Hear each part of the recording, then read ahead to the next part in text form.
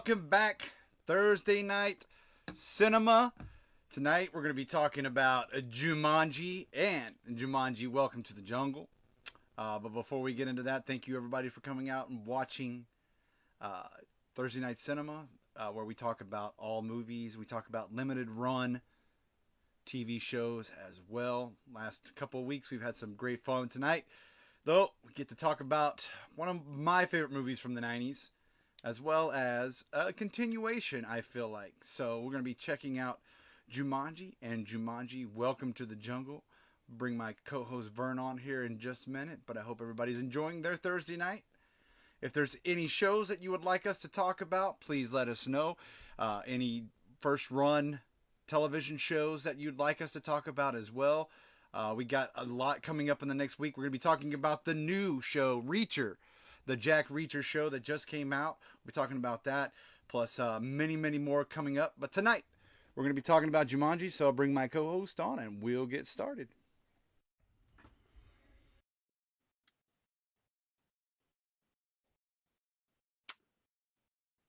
And here we go. And welcome to Thursday Night Cinema. I'm your host, Dash. This is your co-host, Vern. And tonight, talking about Jumanji and Jumanji Welcome to the Jungle. So I think, again, I did the little, the advertisement for our show. And again, I think we get kind of split down the middle of fandom on this. As far as the first one with Robin Williams, the second one, to me, I don't know about you, but to me, I don't think this is all about rebooting. This is a franchise, if you will. I mean, because I think in Welcome to the Jungle, they do a wonderful job tying in Robin Williams' character and continuing on. What do you think about that? I agree completely, 100%. The original ended with them, dumping the game into a bunch of water, and then it washes up on a beach. And the game, that 95, 2017, the game adapts to its surroundings and pulls them in. And you're absolutely right. It picks up This is like one of the most seamless continuation franchises that has been done. I mean, when you compare it to some of the other franchises that had such a long gap in between the last episode and then the following episode, I can't think of one that it was this smooth, this seamless. So it was almost as long between Jumanji and Welcome to the Jungle as it was Return of the Jedi and we had Phantom Menace, almost as long, from 85 to 99. Yep. And then it was 95 to 2017. So you're right, the flawless, and we'll get into some of the differences. I love both movies. Both movies have their flaws. Both movies have their excellent parts about it. Whereas the first one, definitely fantasy thriller. Not so much built around comedy. I mean, even though it had Robin Williams, there wasn't so much comedy in the.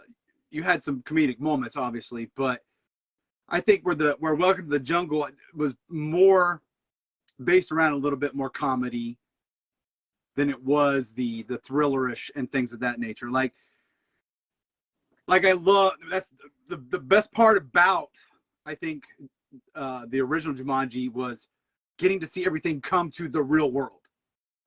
Yeah. First we lose Alan, which is Robin Williams' character. Alan gets pulled into the game.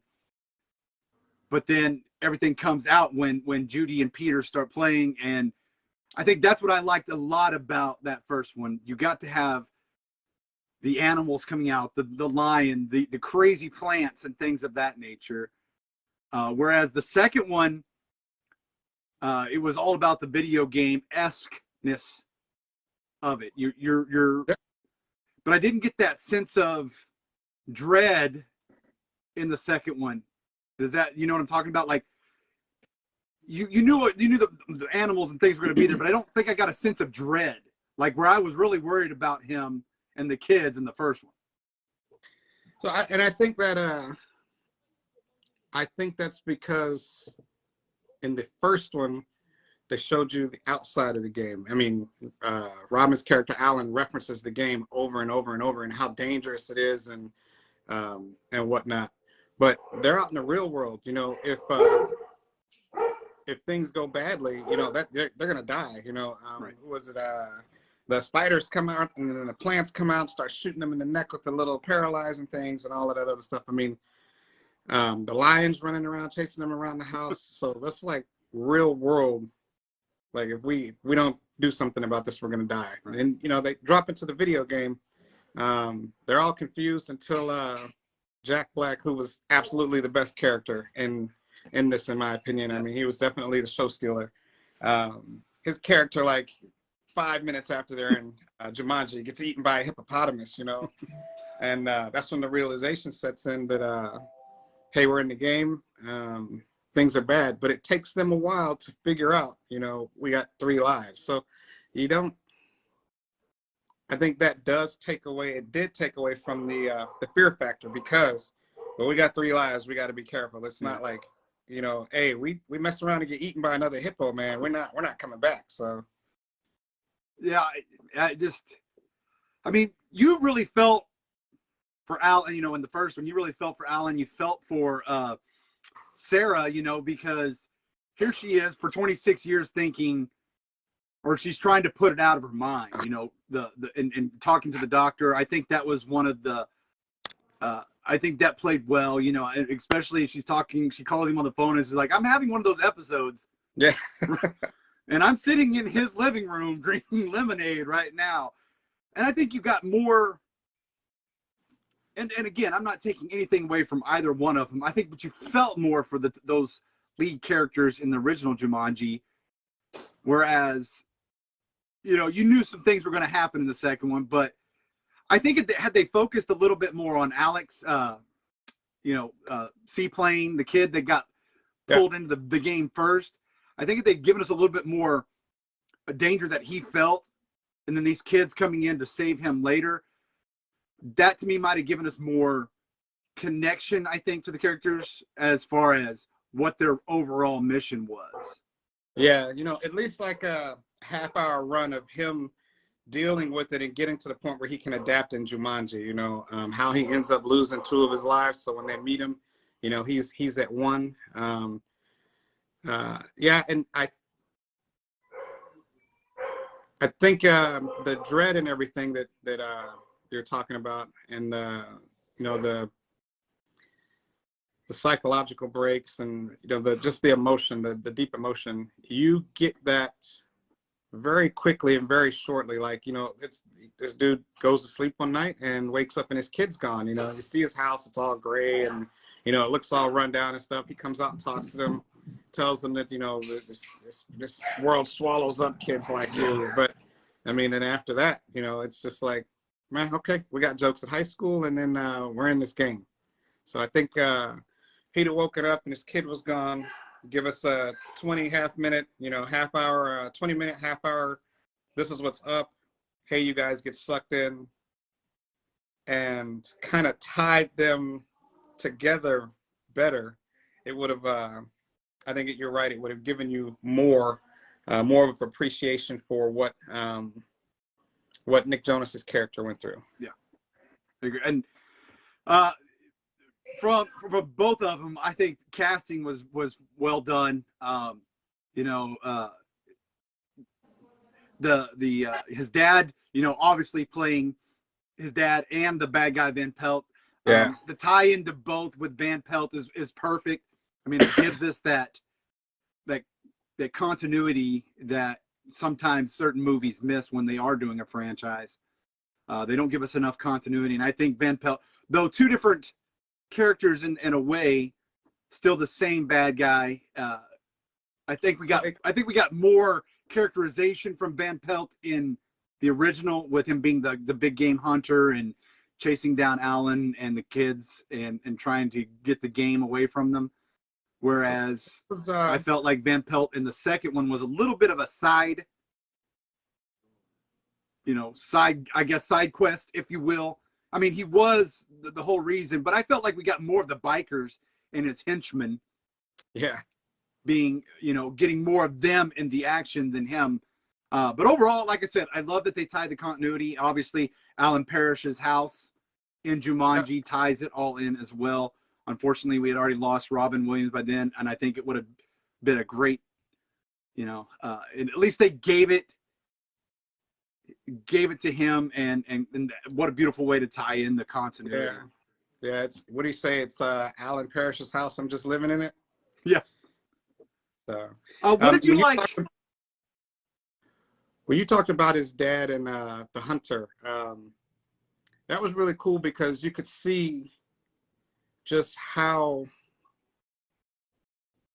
powerful and how much the game not only affects the player, but the player affects the game, because he's scared of his dad, and the hunter is like his nightmare of his dad. Like, it's the realization of all the fears that he has for his father. His dad's a staunch businessman, very strict, very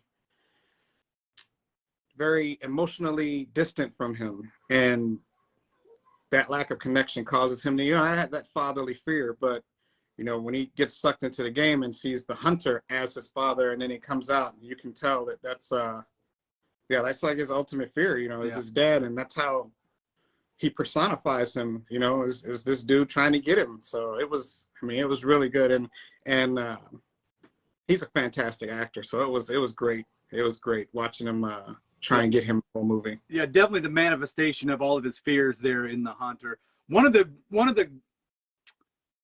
man, it was a powerful line to me. It's one I remember mostly. It's when she's talking about, she's like, no, you're not, you can't be here.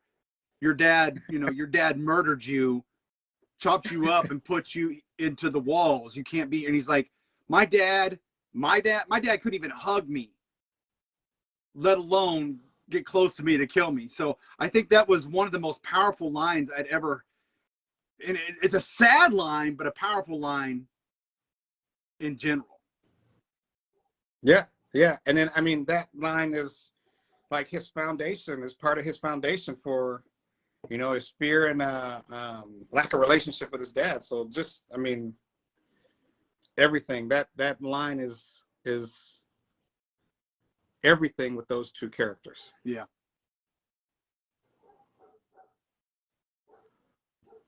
What did you like best about the first one?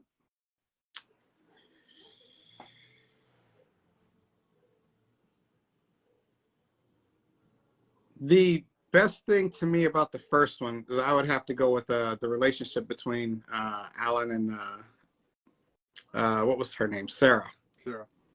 Yeah, I thought they did a good job. They had that little awkward thing when they were kids. He gets sucked in the thing, and then when he finds her, you talked about it. How she's had the psychological break, but in his mind, he's just like, "Hey, I left yesterday," and here we are. She's like, "You've been chopped up in the walls," and they just kind of pick back up and they keep going, and then they roll the kids into it. And the relationship between Kristen Dunst and what was his name? The kid that played Peter. All of that was fantastic, and you could tell Alan's problems with his father through the way that he talked to Peter. So it was, his whole problem, like all of his problems seemed to be revolved around his dad. He couldn't tell him when he did anything wrong. He couldn't tell him when he did anything right. He didn't know how to, he didn't get that parental appreciation that, kids need. So when it was his, he was kind of put in that role. He was just kind of like, hey, suck it up, man. You shouldn't have done that. Tuck your tail in your pants and let's go, Yeah, man, I think that you nailed it. The character, the way they interact with each other, all of them. And I'm talking from Alan and Sarah to Peter and Judy, their connection, and just like we said, you could gradually see Alan becoming his dad through the entire thing about how to be a man. Don't face your fears. Don't cry. Things like that. But he's like, man, he's like, I even trapped in a game for 26 years, I still became my dad. And I thought that was a good realization there. But I think I loved most just the the fear that you got with these things coming out. Were they going to escape them? The first couple ones, the monkeys were funny. I got it. But you really started, the alligators, even the spiders, as horrible as horrible as that was, the spider's still scary. The plants, the dart throwing plants. I think I love that most because you actually felt like somebody can and could not make it out alive. Yeah, and I think I hate spiders. I have a thing for spiders, so I think any spider in the world could kill you anyway. So that was an absolutely horrible and traumatic part in the movie for me. So it's yeah. The smaller the spider, the scarier they are. Trust me. Yeah. So yeah, but the movie was. Let's look at the fact that this was made in 1995. Yeah. The integration to bring all of those things to life, lions, stampede, the river breaking, blowing through the house. Everything was fantastic. It had a big budget though for a movie back then, $65 million, but it still, made almost $265 million, that was blockbuster back in 95. Yeah, that's blockbuster for real. Yeah. So, it was a fantastically scripted movie. Like you said, the cast was spot on. Even we got to even look at how they integrated and worked with the co-stars. What's his name? Soul Man, the shoe guy, David Alan Grier, their aunts. It just everything was. That team would have done well had they decided to continue and make others, because they were perfect together. That was one of those dream teams back in the day. Yeah, I agree. I was sitting there trying to think of anything that I could really pick on in the original movie, and little things, but nothing. There was nothing major that stood out to me where I'm like, that's just horrible. You said it. It's not like 95 to now where we could do a lot of CGI things. I still think they portrayed the animals well, and giving it a frightening atmosphere. And there's just nothing I think that I can really just pick on that I find horrible about that first movie. Nothing. Yeah. I would agree. Every movie that you go see, there's going to be something where you're just like, meh, like you could you have done that better, or were you being cheap there or something, but because I personally, I feel like the lion was tamed down because they were trying to attract kids. Sony Sony likes to do that. They've done it in several of their movies, and they've continued to do it. But the lion kind of reminds me more of a stuffed animal version, with a little bit of an edge to it, instead of like the edgy line, like the plants. Like you said, those plants were horrible. The spiders, absolutely horrible. The alligators. So you got these plants, killer plants, these gigantic, and the spiders weren't little, man. They were gigantic, killer spiders.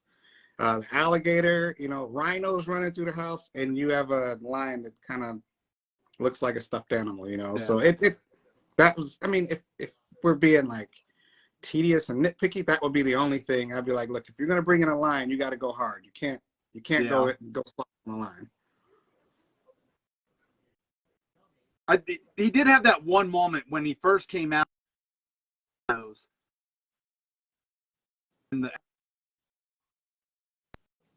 That was a little.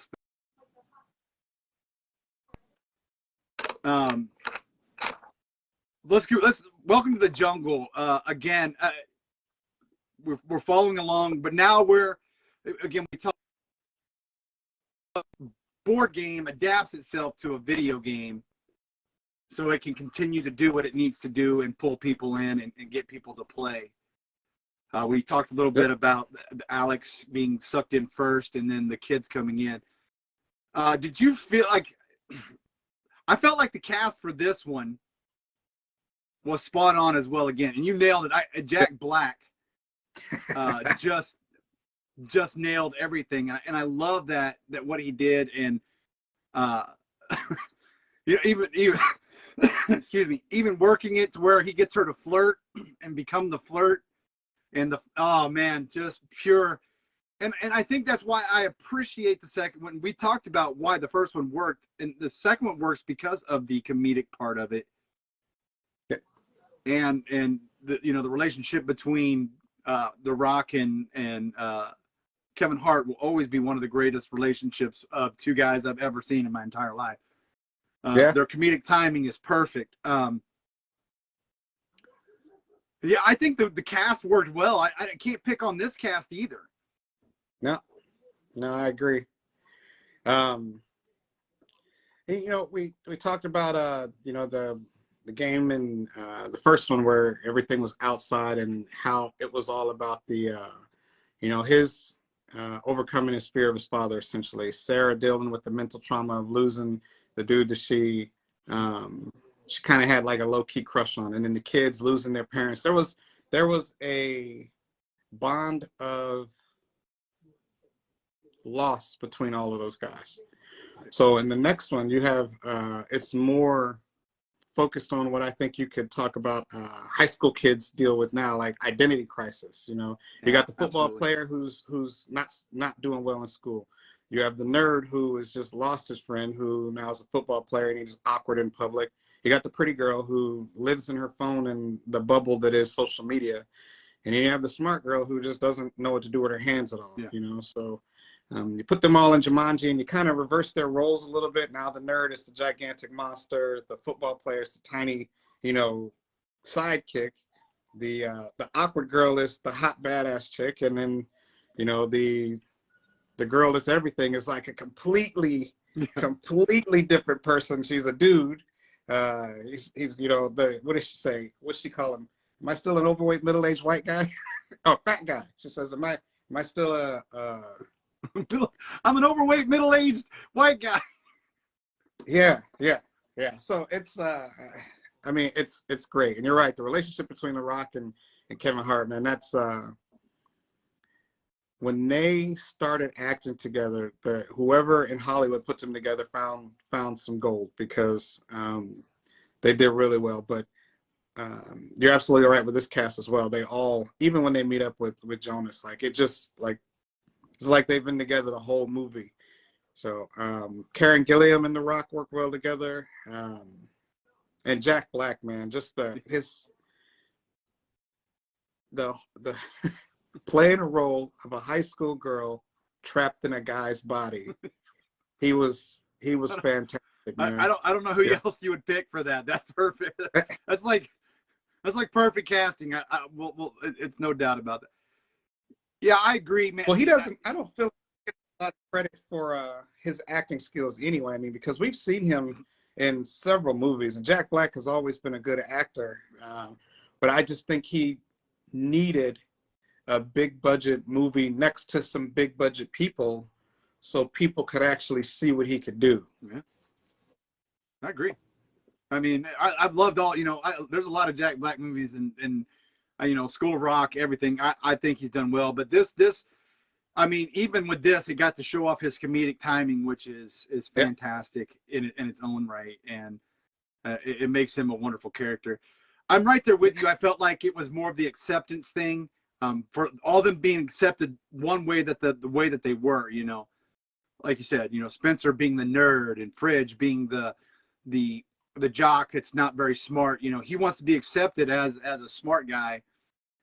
And that was his biggest thing in this. Don't call me dumb. Don't, I know what I'm doing. And then, the smart girl becoming the badass and then of course, Jack Black again. Yeah, I wouldn't have changed anything. Even the guy who played Ben Pelt, you've seen him in Ant-Man and things of that nature. He has his own comedic timing. This one not so much, but playing the bad guy. I just, man, again, there was just things I was trying to pick on, and the only thing I think that I could in this, and I think we talked about at the beginning, was just giving us more of losing the first guy and giving us some intense moments of what it's like for him to be down to one life, because they tried to rush that all in. Yeah. And then when Jack Black gives him the CPR, I felt like that it didn't have as much of emotional feeling that we should have got, if that makes sense. Yeah. We know that they all were close to losing. They were down to 2-1 lives at certain points. But I think had they had focused on giving us a little bit more of why he was down to 1 life, I think we would have got more of an emotional tie to that. Yeah. And it would have given us more, I think. Yeah, because the only time you really see him express his fear of that one life is when they're in the building trying to decide what to drive, and then he's like hyperventilating and freaking out. But even then, you got Fridge who's drunk off of margaritas, talking about he's gonna, you just get in here and this is gonna turn around, So it just kind of takes away from the whole thing. Yeah. And maybe somebody felt like the first one was too down, what I mean? It was too serious, so they wanted to liven it up. But I mean, it worked well. And it was a solid, very, very solid sequel. We were talking about budgets, and this one had a $90 million budget and made almost $1 billion. Yeah. So they've with this script and this team, I mean, they cracked the code and revived the franchise. Because we know there's a third, and there's supposed to be a fourth. We'll see what they do. Yeah. And now the fourth one, it looks like, I know you're sliding off, but the fourth one, it looks like they're going to give you what you were talking about in the first one, where that comes out of the game after them. So yeah. I'm curious to see how they're gonna do that and maintain the solid franchise. So we'll see how it goes. Yeah, I mean, I there is a third one, like you just talked about, the next level. I just wanted to talk about these two because I think a lot of people get in their mind that this was a reboot, like you're starting over, and I don't see that. Again, this is a franchise, and it's a beautiful franchise, and they haven't disappointed me. From Jumanji all the way up to the next level, and even the next level, they give us new bad guys and something for us to look forward to, and switching of the avatars up a few times, actually, where it was wonderful. It was played well. They all done so wonderful. Yeah, there's nothing, and I want to pick on things because I feel like if you're not picking on it, something is wrong. But there's nothing wrong with these, and I think they did, and it really boils down to, if you want to split it up, which one do you like the board game or do you like the video game? I mean, that's really kind of what it boils down to. I mean, that's really all they changed for the most part. They changed things, but I think the premise of the game and the premise of the movie remains the same. Yeah. To trap people with the so you brought up the board game and the video game. So in the first one with the board game, you get to experience that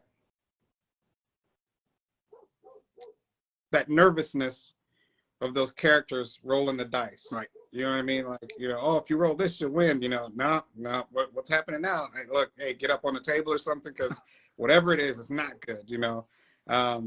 They essentially eliminate that in the second one. Everybody picks up a controller, gets sucked in, boom, we're in Jumanji. There's no, there's no video, there's no interaction with the game itself. Could they have kept the board? Yes. However, I mean, by 2017, consoles had taken over the world. You know, if it's not family night and you're not sitting down playing, you know, a board game that's not on a console, then I mean, everything is console. So I understood why they did it, and it you know, it worked well. But you do lose that connection. That was part of the fear you talked about, like the connection with the characters, watching them roll those dice and seeing if they could, you know, get to holler out Jumanji, or you know, like you're sitting there like, man, this alligators just come out. There's a stampede. This dude is shooting at him. Like, what in the world could be next? Oh, spiders, great.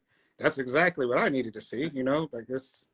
Poor little No, rhino can barely keep up with his herd. Yeah. His herd, and Yeah, yeah, I mean, and so yeah, I agree. It just I love both of them for what they are, Yeah. and I'm glad that they continued on with it. And The Rock and don't worry, Fridge. I have a weakness for cake too. I would Yeah. probably that would probably be my, if I was in a video game, I would probably blow up by eating cake as well. Yeah. I thought that was great. I thought that was just a funny way to give us a weakness and everything. How the hell is strength my weakness? And again, only Kevin Hart can pull that off. So it's wonderful. Yeah. So normally we rate movies. You know, I want to rate this franchise, and you can add in the third one as well if you want. But if you were to give an overall rating for the franchise of Jumanji, what would you give it? 1 to 10. So the overall franchise, I'm gonna have to give an 8 because I gave the first two. I'd give the first two solid 9s, maybe even 9.5s. The third one, I'm probably about an 8.5, and I only say that because I feel like they didn't really know how to integrate everybody. It was kind of like, all right, what do we do now? Oh, let's get this guy and this guy, and it didn't seem. For a while, the movie it just didn't seem as the characters didn't just seem as natural until a certain point.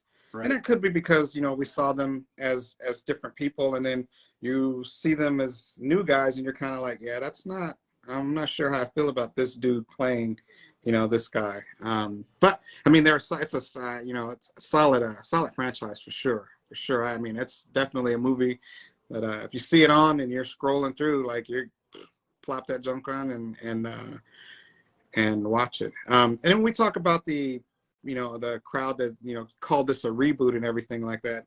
You gotta look at today. A lot of these kids never saw the first one, right? But their parents or, you know, somebody is like, oh, that, you know, that was they made that movie when I was young. So, and then it's automatically a reboot without even going to see that the movie ends. And this ties in with this thing washing up on shore, you know, and here we are. So a lot of the noise on the internet is exactly that, just knowing and not knowing what's going on. So, but yeah, the franchise, man, very solid. I gave it a 9 overall. So what'd you think? I'm right there with you, man. I think you're right. The first one is definitely a 9 overall on 1 to 10. Welcome to the Jungle, definitely a 9. And again, I graded the third one a little bit lower. I gave it a 7 because I think you didn't need Danny DeVito and you didn't need Danny Glover as well in there. I think you could just have done that without them. But again, still solid all around. But yeah, man, I love it. I just love the franchise. I hope, you know, it continues to go a little bit kind of like the Jurassic World or Jurassic Park up to the Jurassic Worlds. Love all those as well. Maybe that's something we'll talk about later on down the line. But as franchises go, yeah, man, it is a solid 9 as a franchise for me. Yeah. As well. You get what you pay for if you're asking me, and if you're going in there and you want great movies and you want the comedic value or the thriller and mystery value of all of it, you're getting it. And I think they do a good job of balancing that out and through the entire thing. So yeah, definitely a solid 9. Yeah. Yeah. Well, all right. That, ladies and gentlemen, was Jumanji. Next week we'll be talking Reacher, Alan Rickson takes over the Jack Reacher. Exactly who Jack Reacher should be. Nothing against Tom Cruise. I am a Tom Cruise fan. I'll probably get booed off the internet for that one. But if you were reading the books and you picture Jack Reacher, Alan Rickson is who you picture. Is 100% who you picture. The 6 foot tall, buffed out, retired or ex-military cop, and there it is, folks. So we're gonna be talking Reacher next week. We got some great stuff. I think we got Mandalorian lined up. Yeah. We got Titans lined up. We got a lot of stuff lined up for you guys. But if there's something that you guys want us to talk about, please feel free. Put it in the comments. Let us know what you want us to talk about. I know there's a lot of movies and shows out there that you'd like it for us to review. So please give us a comment and let us know. Definitely. Yeah, again, love Jumanji. Watch them all. Enjoy them for what they are as a franchise. You won't be disappointed. Yeah. It's a great popcorn movie. Yeah, absolutely. Yeah, and again, you nailed it when you said if you're scrolling by, it's one of those ones that you're stopping on and finishing it no matter where it's at. So I agree, and that's Jumanji and Welcome to the Jungle and so on and so forth. So, oh man, another showdown. Are you ready for Reacher next week? Yeah, I was really pleased with that, and I'm a huge Alan Rickson fan. So I mean, when you talk about Titans, I thought he was great as Hawk. I mean, he got, I think he got everybody's attention back in the day in Blue Mountain State. Yeah, well, that and Smallville. I mean, he was Aquaman in Smallville, so he's had a lot of good roles. And yeah, Blue Mountain State. Maybe it's another one that we'll get to talk about soon because that was fantastic as well. So. Yeah. Well, all right. I will sign it off here tonight. We'll be back next Thursday. If you didn't catch it tonight, we'll be on video. We'll be on YouTube in the next couple of days, and you'll be able to catch the replay. So thank you for coming out. Again, thank you for watching Thursday Night Cinema, and we'll see you. All right, brother. Later.